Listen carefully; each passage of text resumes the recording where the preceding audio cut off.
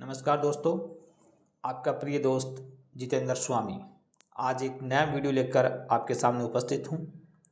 PGT KVS Hindi के अंतर्गत आज अपन आरोह भाग 1 में एक मुंशी प्रेमचंद का अध्याय शामिल है, जिसका शीर्षक है नमक का दारोगा। काफ़ी महत्वपूर्ण अध्याय है ये।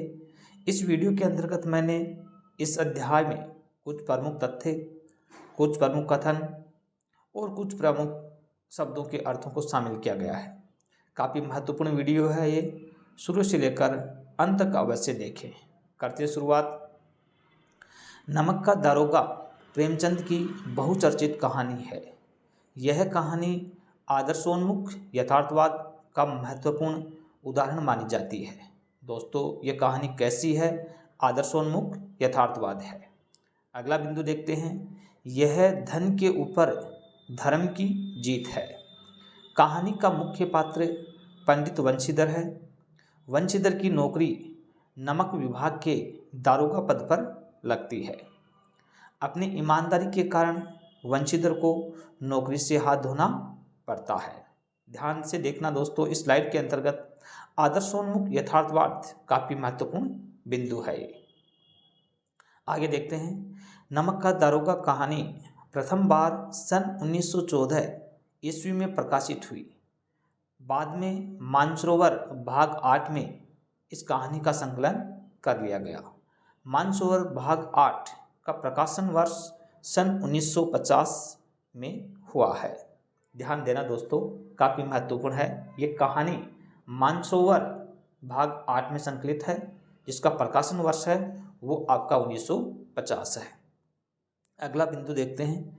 पंडित अलोपीदीन दातागंज के जमींदार थे। ये नमक का अवैध व्यापार करते थे।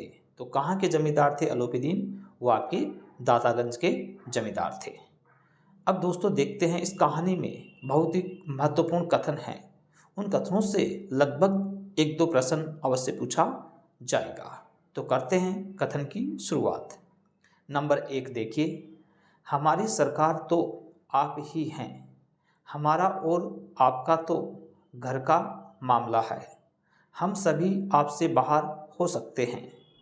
आपका ये कथन है दोस्तों, पंडित अलोपीदीन ने वंशीधर से कहा था। पूछा जा सकता है ये कथन किसने किससे कहा? तो अलोपीदीन ने वंशीधर से ये कहा है। दूसरा कथन, यह हो नहीं सकता कि इधर से जाए और इस घाट के देवता को भेंट न चढ़ावे। यह कथन भी महत्वपूर्ण है और ये अलोपीदीन का कथन है। आगे देखते हैं 3 नंबर। हम उन नमक हरामों में नहीं हैं जो कौड़ियों के भाव अपना ईमान बेचते फिरते हैं। यह कथन पंडित वंशीधर का कथन है, जो अलोपीदीन को कहा था। चौथा कथन, 1000 नहीं 1,00,000 भी मुझे सच्चे मार्ग से नहीं हटा सकते। यह कथन भी आपका वंशीधर का ही कथन है। 5वां कथन देखते हैं। घर में चाहे अंधेरा हो, मस्जिद में दीपक अवश्य जलाएंगे। यह कथन वंशीधर के पिताजी का कथन है। तो ये तीनों कथन काफ़ी महत्वपूर्ण हैं। आगे देखते हैं 6 नंबर पे। मनुष्य को देखो, उसकी आवश्यकता को देखो और अवसर को देखो, उसके उपरांत जो उचित समझो करो। यह कथन वंशीधर के पिताजी का कथन है। ध्यान से देखना, काफ़ी महत्वपूर्ण कथन। नंबर 7 देखते हैं। इस विस्तृत संसार में उनके लिए धैर्य अपना मित्र, बुद्धि अपनी पथ प्रदर्शक और आत्मावलंबन ही सहायक था। ये कथन किसके संदर्भ में आया है? तो ये कथन दोस्तों पंडित वंशीधर के संदर्भ में कहा गया है, जब वो नौकरी की तलाश में यानी रोजगार की तलाश में निकलते हैं। तो 7वां कथन भी काफ़ी प्रसिद्ध यानी महत्वपूर्ण है। नंबर 8 पे देखते हैं। वह बड़े भारी आदमी हैं। न्यायाधीश ने यह कथन किसके बारे में कहा था? तो न्यायाधीश ने यह कथन पंडित अलोपीदीन के बारे में कहा था। 9 नंबर पे देखते हैं।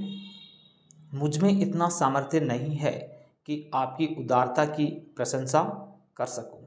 यह कथन किसका है? तो यह कथन पंडित वंशीधर का कथन है। नंबर 10 पे देखते हैं।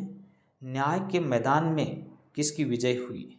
तो न्याय के मैदान में धन की विजय होती है और वहाँ पर धर्म है वो परास्त हो जाता है, पराजित हो जाता है। अब आगे देखते हैं कुछ प्रमुख शब्दार्थ हैं, शब्दों के अर्थ हैं, वो भी आपसे एग्जाम में पूछे जा सकते हैं।